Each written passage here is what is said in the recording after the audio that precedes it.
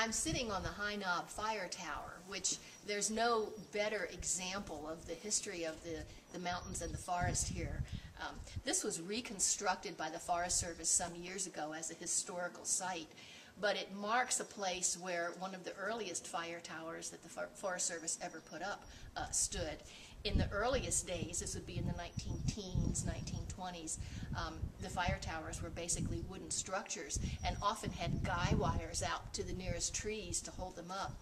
And those Forest Service rangers, they were a hardy bunch back then, climbing up into those old rickety fire towers and keeping watch all day long for fires. In fact, arson and wildfire, that was really the biggest mission of the Forest Service in the olden days, and really it was almost a religious mission because fires were so destructive. The logging that went through this area all along Shenandoah Mountain between 1880 and 1930 was highly destructive, and they used steam-powered equipment, so the sparks would fly everywhere.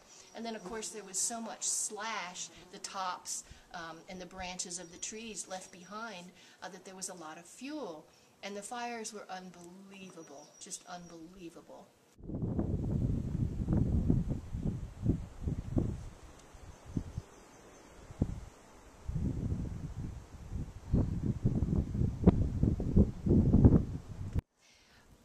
Tan barking was also a big industry at the time, and if you look around here, you'll see the chestnut oaks, which were highly preferred. Many of them are multiple sprouts, chestnut oak being the best, one of the best sprouting hardwoods around.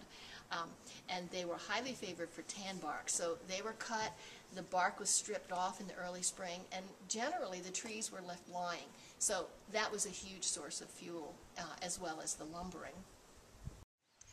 I've been a birder for many, many years, many decades, and I know that Shenandoah Mountain is a haven for many unusual and rare species. I've seen rose-breasted grosbeaks nest on Shenandoah Mountain.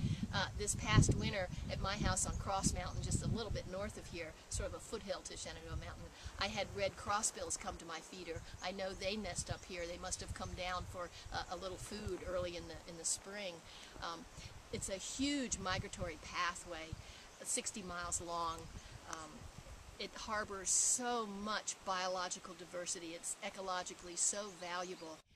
In addition to birds, I really am quite enamored of salamanders with those elegant toes and fingers and that long tail that holds so many nutrients.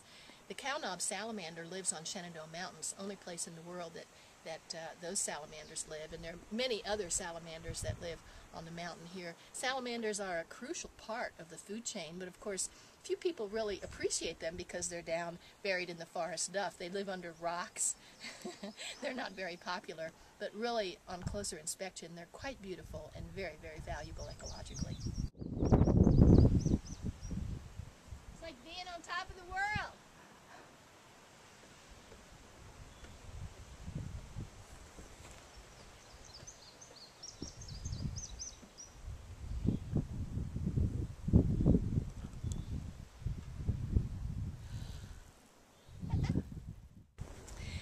The High Knob Fire Tower is a great symbol of all the assaults that have been made on Shenandoah Mountain in the past, from the destructive logging to the fires to the road building.